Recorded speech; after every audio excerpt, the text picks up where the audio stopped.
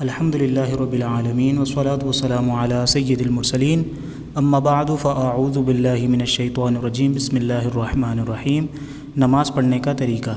حدیث نمبر 1، بخاری و مسلم ابو ہریرہ رضی اللہ تعالی عنہ سے راوی کہ ایک شخص مسجد میں حاضر ہوئے اور رسول اللہ صلی اللہ علیہ وآلہ وسلم مسجد کی ایک جانب میں تشریف فرما تھے۔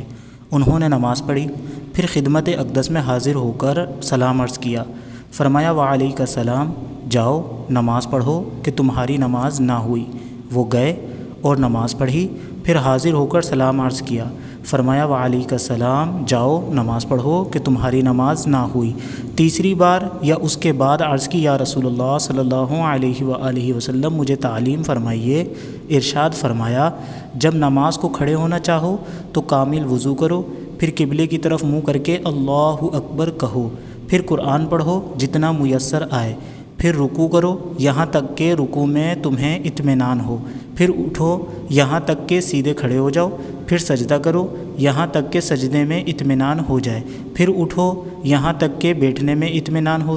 پھر سجدہ کرو یہاں تک کہ سجدے میں اطمینان ہو جائے، پھر اٹھو اور سیدھے کھڑے ہو جاؤ، پھر اسی طرح پوری نماز میں کرو۔ حدیث نمبر 2، صحیح مسلم شریف میں ام المؤمنین صدیقہ رضی اللہ تعالی عنہا سے مروی کہ رسول اللہ صلی اللہ تعالی علیہ وآلہ وسلم اللہ اکبر سے نماز شروع کرتے اور الحمدللہ رب العالمین سے قراءت، اور جب رکوع کرتے سر کو نہ اٹھائے ہوتے نہ جھکائے بلکہ متوسط حالت میں رکھتے، اور جب رکوع سے سر اٹھاتے تو سجدے کو نہ جاتے تا وقت یہ کہ سیدھے کھڑے نہ ہو لیں، اور سجدے سے اٹھ کر سجدہ نہ کرتے تا وقت یہ کہ سیدھے نہ بیٹھ لیں، اور ہر 2 رکعت پر التحیات پڑھتے اور بایاں پاؤں بچھاتے اور داہنا کھڑا رکھتے، اور شیطان کی طرح بیٹھنے سے منع فرماتے اور درندوں کی طرح کلائیاں بچھانے سے منع فرماتے، یعنی سجدے میں مردوں کو، اور سلام کے ساتھ نماز ختم کرتے۔ حدیث نمبر 3، صحیح بخاری شریف میں سہل بن سعد رضی اللہ تعالی عنہ سے مروی کہ لوگوں کو حکم کیا جاتا کہ نماز میں مرد داہنا ہاتھ بائیں کلائی پر رکھیں۔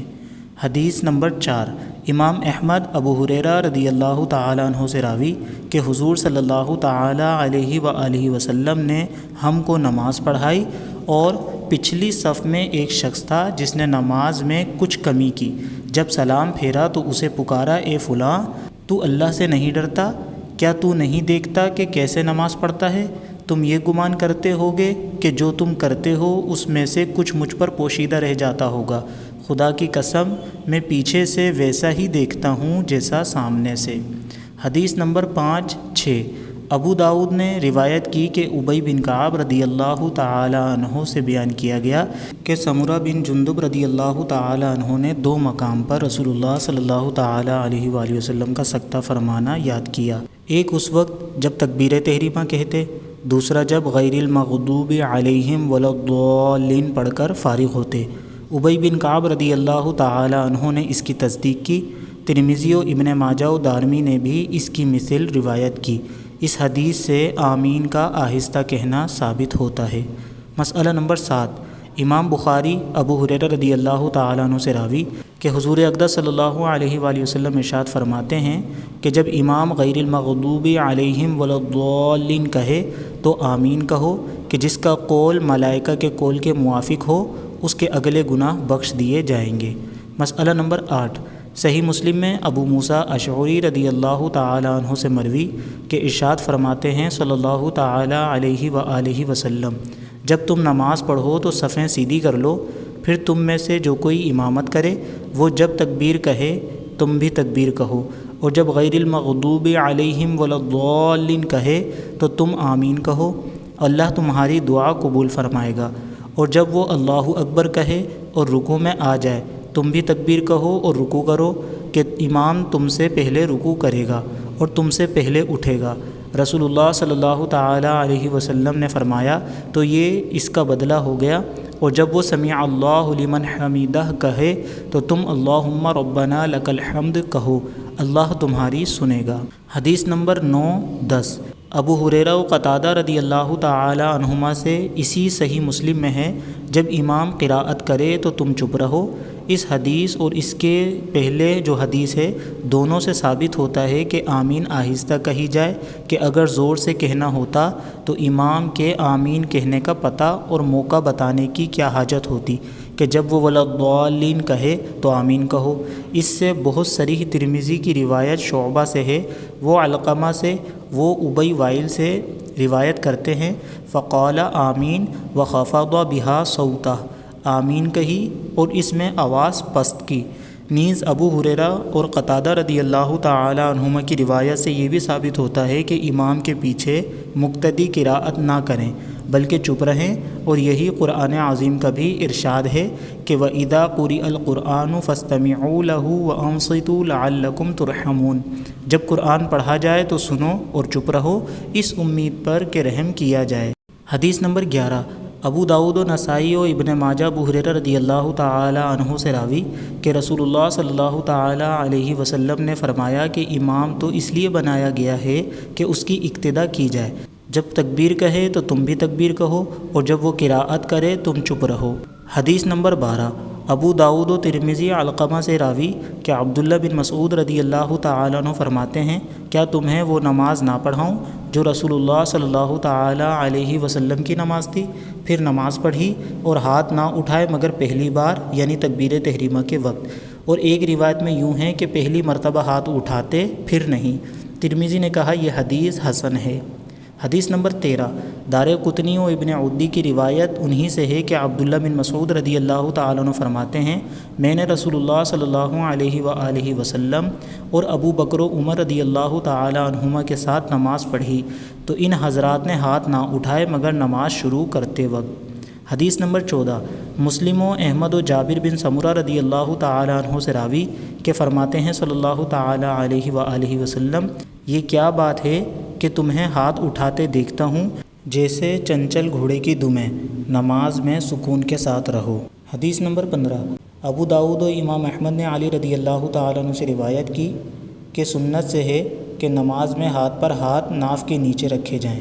ان امور کے متعلق اور بکثرت احادیث و آثار موجود ہیں۔ تبرکاً چند حدیثیں ذکر کی کہ یہ مقصود نہیں کہ افعال نماز احادیث سے ثابت کیے جائیں کہ ہم نہ اس کے اہل نہ اس کی ضرورت، کہ ائمہ کرام نے یہ مرحلے طے فرما دیے، ہمیں تو ان کے ارشادات بس ہیں کہ وہ ارکان شریعت ہیں، وہ وہی فرماتے ہیں جو حضور اقدس صلی اللہ تعالی علیہ وآلہ وسلم کے ارشاد سے ماخوذ ہے۔ نماز پڑھنے کا طریقہ یہ ہے کہ باوضو قبلہ رو دونوں پاؤں کے پنجوں میں 4 انگل کا فاصلہ کر کے کھڑا ہو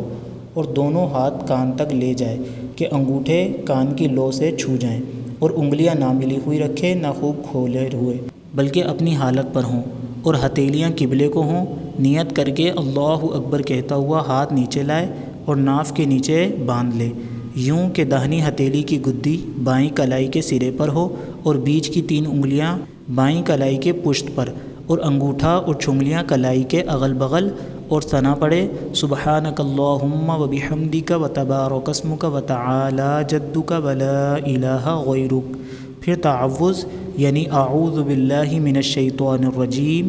پڑھے، پھر تسمیہ یعنی بسم اللہ الرحمن الرحیم کہے، پھر الحمد پڑھے اور ختم پر آمین آہستہ کہے۔ اس کے بعد کوئی سورت یا 3 آیتیں پڑھے یا 1 آیت کے 3 کے برابر ہو۔ اب اللہ اکبر کہتا ہوا رکوع میں جائے اور گھٹنوں کو ہاتھ سے پکڑے، اس طرح کہ ہتھیلیاں گھٹنے پر ہوں اور انگلیاں خوب پھیلی ہوں، نہ یوں کہ سب انگلیاں ایک طرف ہوں اور نہ یوں کہ 4 انگلیاں ایک طرف فقط انگوٹھا، اور پیٹھ بچھی ہو اور سر پیٹھ کے برابر ہو، اونچا نیچا نہ ہو، اور کم سے کم 3 بار سبحان ربی العظیم کہے، پھر سمیع اللہ لمن حمدہ کہتا ہوا سیدھا کھڑا ہو جائے، اور منفرد ہو تو اس کے بعد اللہم ربنا ولک الحمد کہے، پھر اللہ اکبر کہتا ہوا سجدے میں جائے، یوں کہ پہلے گھٹنے زمین پر رکھے، پھر ہاتھ، پھر دونوں ہاتھ کے بیچ میں سر رکھے، نہ یوں کہ صرف پیشانی چھو جائے اور ناک کی نوک لگ جائے، بلکہ پیشانی اور ناک کی ہڈی جمائے، اور بازوؤں کو کروٹوں اور پیٹ کو رانوں اور رانوں کو پنڈلیوں سے جدا رکھے، اور دونوں پاؤں کی سب انگلیوں کے پیٹ قبلہ رو جمع ہوں اور ہتھیلیاں بچھی ہوں، اور انگلیاں قبلے کو ہوں، اور کم از کم 3 بار سبحان ربی الاعلیٰ کہے، پھر سر اٹھائے، پھر ہاتھ اور داہنا قدم کھڑا کر کے اس کی انگلیاں قبلہ رخ کرے اور بایاں قدم بچھا کر اس پر خوب سیدھا بیٹھ جائے اور ہتھیلیاں بچھا کر رانوں پر گھٹنوں کے پاس رکھے کہ دونوں ہاتھ کی انگلیاں قبلے کو ہوں، پھر اللہ اکبر کہتا ہوا سجدے کو جائے اور اسی طرح سجدہ کرے، پھر سر اٹھائے، پھر ہاتھ کو گھٹنے پر رکھ کر پنجوں کے بل کھڑا ہو جائے۔ اب صرف بسم اللہ الرحمن الرحیم پڑھ کر قراءت شروع کر دے، پھر اسی طرح رکوع اور سجدہ کر کے داہنا قدم کھڑا کر کے بایاں قدم بچھا کر بیٹھ جائے اور التحیات للہ والصلوات والطیبات، السلام علیک ایھا النبی ورحمۃ اللہ وبرکاتہ،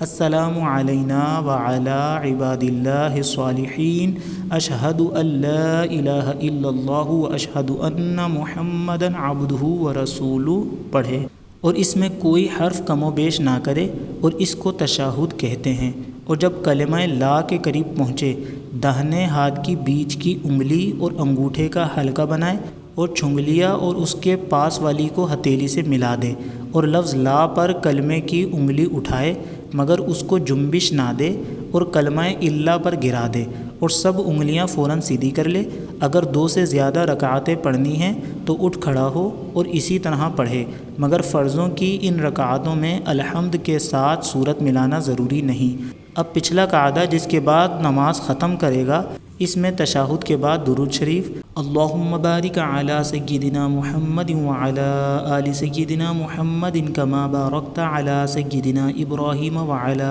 آل سیدنا ابراہیم انک حمید مجید پڑھے، پھر اللہم اغفر لی ولوالدی ولمن تولد ولجمیع المؤمنین والمؤمنات والمسلمین والمسلمات الاحیاء منہم والاموات انک مجیب الدعوات برحمتک یا ارحم الراحمین، یا اور کوئی دعائے معذورہ پڑھے، مثلا اللہم انی ظلمت نفسی ظلما کثیرا وانہ لا یغفر الذنوب الا انت فاغفر لی مغفرۃ من عندک وارحمنی انک انت الغفور الرحیم، یا یہ دعا پڑھے، اللہم انی اسألک من الخیر کلہ ما علمت منہ وما لم اعلم واعوذ بک من الشر کلہ ما علمت منہ وما لم اعلم،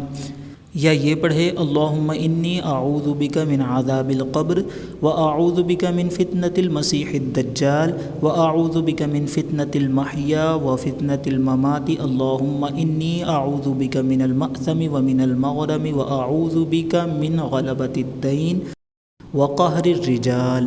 یا یہ پڑھے، اللہم ربنا آتنا فی الدنیا حسنۃ وفی الآخرۃ حسنۃ وقنا عذاب النار،